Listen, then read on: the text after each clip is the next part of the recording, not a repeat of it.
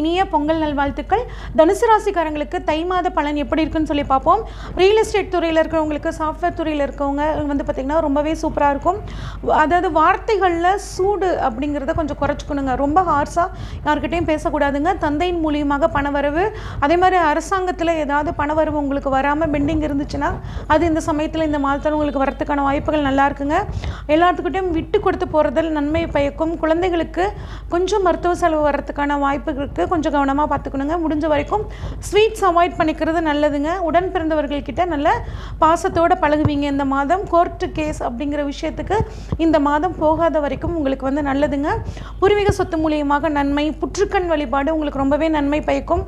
ஆசிரியர் உத்தியோகத்தில் இருக்கிறவங்க முடிஞ்ச வரைக்கும் வார்த்தைகளில் நிதானம் கடைபிடிக்கிறது ரொம்பவே நல்லதுங்க. வாழ்க்கை துணைக்கிட்ட எந்த ஒரு விஷயத்தையும் கலந்து ஆலோசித்து செய்கிறது நல்லது. சர்க்கரை பொங்கல் தானம், சுமங்கலிகளுக்கு அன்னதானம் பண்ணுறது ரொம்பவே நல்லதுங்க.